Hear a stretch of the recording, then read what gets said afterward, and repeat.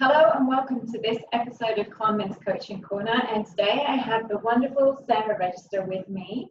Sara and I have known each other probably about 2.5, 3 years now, roughly.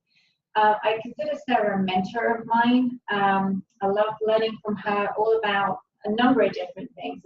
You have so much wisdom that you so generously shared with me, and I'm so grateful for you, Sara, and what you bring into the world. So thank you. Thank you. So Sara, why don't you tell my audience a little bit about what you do and how you help people? Absolutely.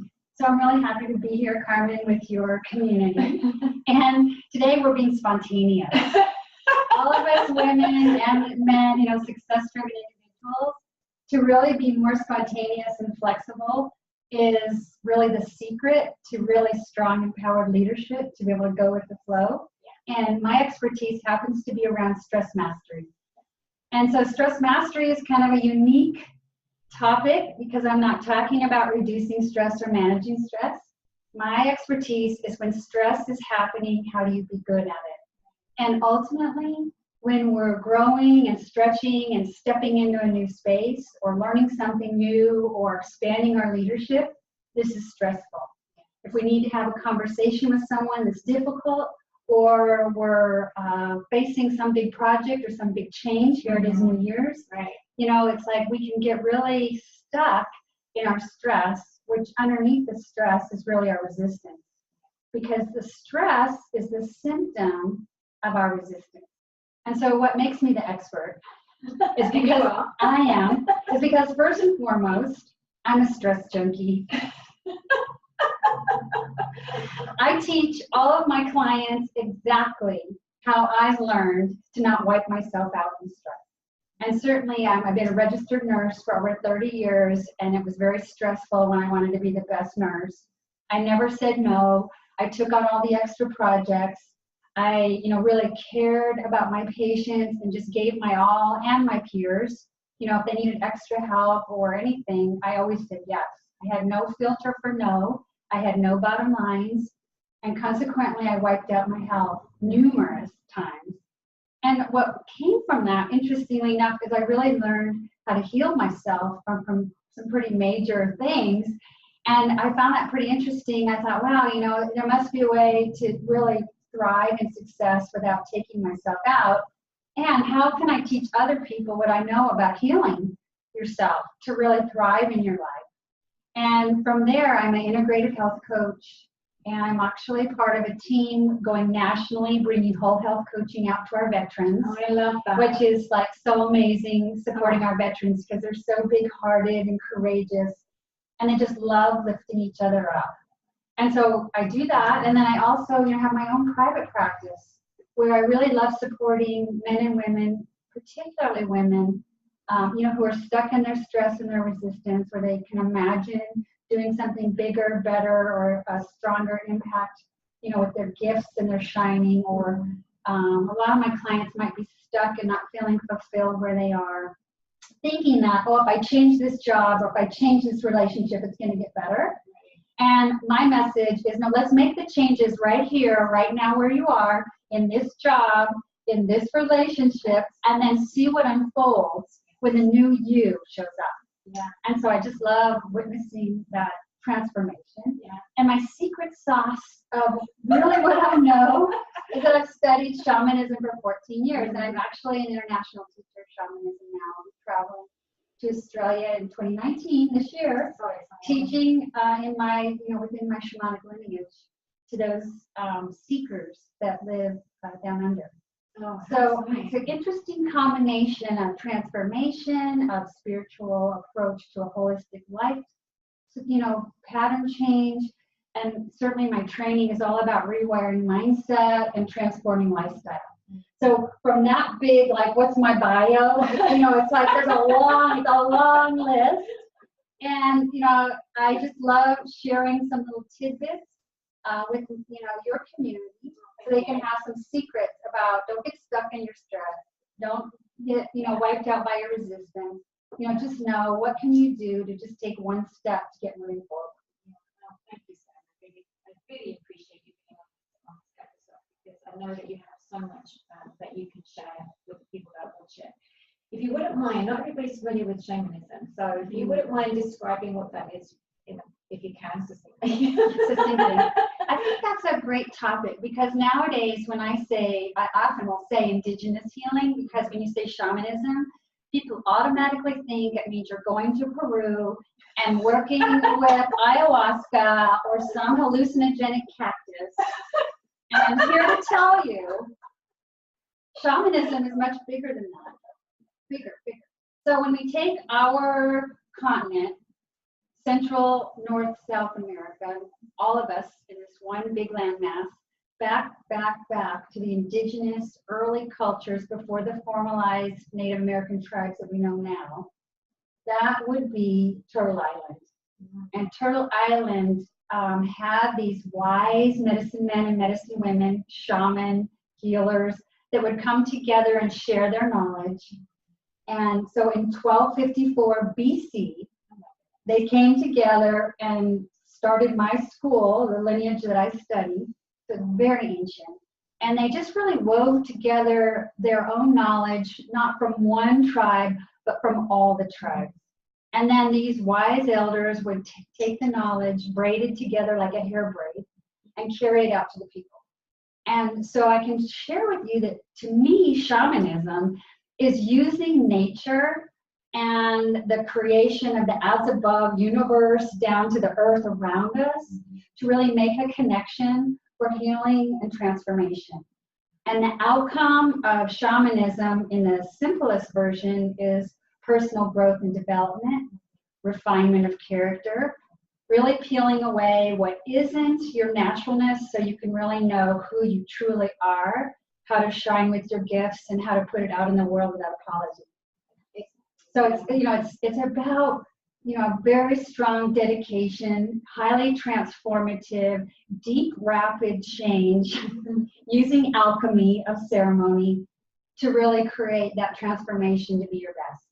That's shamanism. If anyone tries to sell you anything different, then they might be a charlatan or some sort of brouhaha that wants you to leave your body and go have some out-of-body experience, which there is an element of that globally, but it doesn't have to be that. And I, having known Sara as long as I had the privilege to know you, I love the way that you blend those learnings that you have, that ancient wisdom that you have, with your modern day teachings that you have, your nursing background, all the other modalities that you've learned and studied. And I think they just really complement each other.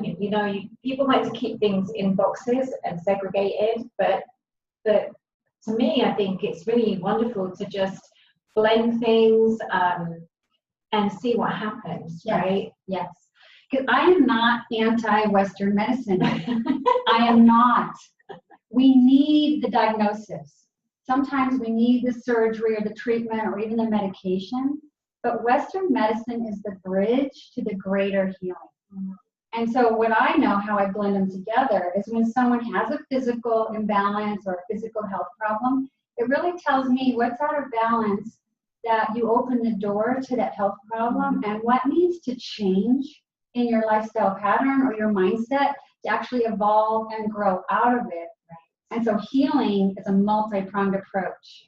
It's not just one pill or one treatment. It's everything you do to really change your life, to do your life differently, and to get back in balance. And so that's where Western medicine definitely has a place, and there's more. And that's what I saw as a nurse. I was so amazed as a nurse how some patients had the very worst outcome, and they just didn't have the resilience to meet that, catastrophic health problem. And then you meet another person who's like a mess, and they heal and get on with their life. And I'm like, gosh, the human spirit is so amazing. It really is. And a lot of that is definitely, I feel, is to do with what is my emotion around my perception of how I'm going to come out of this situation. Right? What is it's not just about the mindset, but it's also because your thoughts create your emotions, and also your emotions can create your thoughts. If you go into a situation thinking the worst, well, you're going to basically get that, right? But if you go into a situation, especially if you're healing from something traumatic, and it can be an emotional trauma or physical trauma, your whole mindset and what emotion you bring to it is really going to make a huge difference in how you heal, right? Or come through the other end of that, right? And I love the fact that you are really kind of like putting your feet in two different worlds, right? You've got the ancient wisdom that you bring to your healing, and you have the modern day wisdom that most of us have grown up with, right? And you blend the two together, and I think that's what really makes you unique. Tell me more about, because you talk about resilience a lot. Yeah. So tell me more about resilience. Yeah, it's really about how to grow from your stress. And if you take your past painful experiences, the drama, the things that were really particularly challenging, you can really reframe the old pain stories into wisdom of how you're wiser and can do your life differently. And so there doesn't have to be pain and drama in your life lessons. You actually can learn from pleasure and wisdom when you really embrace learning and wisdom as a way to meet challenge.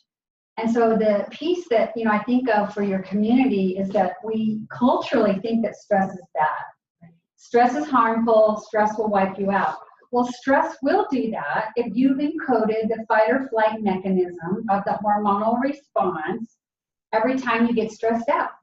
And we stress about those things we care about. If we didn't care about them, we'd not be stressed about them. If your children are stressing you out or your partner is stressing you out, you don't get rid of them necessarily to reduce your stress. You want to be good at your stress, right? And so it's important to have some strategies, some tools, some mindset about how you communicate, about how you meet those triggers so that you can just stay calm and neutral and really address what's going on in a way where you're not losing energy, you're not flying off the handle, and you're really able to meet the challenge in that confrontation and grow from it. And so this is really what the little change is, that if we respond to every stress trigger with fight or flight, we will put our body into that mode of survival with those stress hormones flooding your organs, bathing your cells, and guess what? That's what starts that chain reaction of all the resistance that will cause inflammation and create all the health problems. Yeah, all the disease. Yeah. But the other way that you want to train, and this is what I do with my clients and in my talks, my workshops, it's really how can you have an attitude of meet the challenge. The meet the challenge says, I'm not anxious, I'm so nervous, I'm so worried, I'm going to flunk this, I'm going to fail, I'm going to fall off the stage. Right. It's like, okay, this is a challenge. It feels a little edgy, and I hope I do good, and I really want to grow from this experience. Oh, and I'm the one that said yes and signed up for this. And so that meet the challenge is going to support us to get the little boost of hormone, but then to have the kind of hormone level drop back down again so that we can actually learn from the process, we can gain more confidence and actually not have to be perfect, but grow from whatever we said yes to. On the other hand, if you are avoiding a car accident or you are about to fall off a cliff, yes, you do want fight or flight. I mean, there's times when our life is in danger. That is what it was part of our, design on a physiologic level. But for the day-to-day, you're having a rough day at the office, you just had a blow up with your spouse, it's how can I meet this challenge? And, how can I get through this experience in a way where I'm not losing energy, or I'm not flying off the handle emotionally, and I can just stay calm and focused and just get through it. Yeah, and one of the things when I work with my clients is like, you get to choose how long you stay in that state, right? You get to choose how long you feel angry at the situation, the other person, the work, the fact that you don't maybe like your job. You get to choose all of that. When you realize that, when I was going through my own personal growth journey, when I came to that epiphany, like, I get to choose how long I hold a grudge against somebody. And the Maltese, my family are Maltese, and we are masters, gold, Oscar winners at holding grudges against those that have hurt us in some way, or we've had an argument with in some way. And, you know, when you learn to master the fact that you get to choose how long you stay in a specific emotion and how quickly you move through it, so that it's not the dominating aspect of your experience, right? Would you tend to agree with that? Yes, and that's what I teach my clients, or give you strategies and tools that when you are triggered, this is what stress mastery is about. Yeah. We are going to meet stress if we're living a life that is rich and fulfilling. And if we don't have stress in our life, guess what? You're boring. Like, sorry, you're not engaging in those things that mean something to you. Right? So it is about shortening the duration of the reaction, or even better, training, using tools about how you can just stay calm and meet it in a way that's meeting the challenge, not the reactivity of the freak out, where you lose so much energy and you're like flying off the handle, just losing the plot, right? Yeah, so true. Mm-hmm. And I used to be exceptional at that. sometimes it's better than others. But you know, it's your ability to respond to the situation rather than react to a situation that really will make a huge difference in your day-to-day experience. And it's like you said, we expel so much energy when we're in that fight or flight response mode versus where we're able to, I love the way you worded it, meet the challenge. How do I get to meet the challenge of this experience so that I can think more clearly, still breathe properly, because when we're in that fight or flight response, we're taking shallow breaths, we're preventing oxygen around getting to the brain, we're not able to think very clearly. There's so many different things that are going on when we're in that state. And what ends up happening, and you probably know this much more from a medical perspective than I do, but my own personal experience is that we get used to being in that stress, and it kind of layers itself and layers itself and layers itself, and like that a habit, right? And it becomes a part of our identity and how we think we need to perform every day and how we need to show up. But it really doesn't. We don't, because you said stress junkie, right? Yeah, stress junkie. That's my book, Release of a Stress Junkie. So, you know, and I was 100% there, you know, back in earlier in my career, that I would have two cell phones with me. One was a work cell phone, one was my personal cell phone. And I would sleep with my work cell phone because I felt the need to be available to whoever I was available to 24/7, which it's crazy. It's really crazy. How are you ever going to meet the stress, you know, in a way that's healthy for you if you're not setting the right kind of boundaries? And I think that's what happened with you, with the way you burn yourself. Yeah, no boundaries, no bottom lines, and no strategy when the overwhelm comes. It's like you want to have some go-tos. Okay, I'm feeling stressed, I'm overwhelmed, I can feel like the energy is up here. And it's like, do I need this? Do I need this? Do I need this? Like, you need a repertoire, almost like arrows in a quiver, you know, that you can pull out. Okay, I'll use this. Oh, okay, I'll use this. And so that's really what the focus is, because the clients I work with are amazing. They're brilliant, success-driven, but they just need some new wisdom and some new tools to do their life a little differently, to keep up with the pace and the demand of what success is really asking for. And so that's really what it's about, is kind of having that new set of resources to support yourself so you can thrive, you know, in your success, or have really fulfilling relationships where you know how to communicate in an empowering way, and to be able to give away or move through the stress when it triggers you, you know, and that's strategies. Yeah. What's one simple strategy somebody could possibly take away? You know, my favorite go-to that is pretty universal is really simple. I'm sitting here thinking, oh, there's this, there's this, there's this, there's this. You know, there's so many. Okay, I'm going to get two. Okay, thank you. Yeah, 3, 2. So one is when you're really ruminating and you're really caught in something and you just can't get out of the grind. Something happened 2 or 3 hours ago and you're still like stuck on it. You're losing energy. You're totally not in the present moment because you're back there where it happens, right? Yeah. You need to just get up from your desk or leave the room. You go outside. This is shamanism. You go outside and you find a tree. And you find that tree and you just walk around it clockwise and just make a connection with that tree, like you can talk to it intuitively and just ask, tree, come support me. And then in the first person present tense, you give away that negative energy, that feeling, that event that happened, that person that's annoying you, you give it away to the tree. Like I give away this feeling of frustration and pissed off anger that is creating this angst in my day. And you literally, like first person present tense, give it to the tree, and the tree transforms that and puts it back out from our carbon dioxide of our voice out to the universe as oxygen. So it like transforms negative energy into something that's, you know, fuel for the environment. And so trees are very resilient. We will not harm tree with our negative energy. So that's one strategy if you're really stuck, man. Go, just leave the space, go find a tree. And you know what, when you connect to one tree in your yard or at your office or the park, it connects you to all trees. So we can't always get to nature and go have a walk in the woods. We know how that makes us feel so fabulous. But if we work with one tree, it connects us to all trees. That's shamanism. Such a beautiful tree. Yeah. Yeah. Yeah. So it can be as simple. I mean, I'm looking out the window. You can see behind us. There's trees in the shadow. There's trees, so use them. They're there to support us. And then the other thing that really helps, always breath and centering.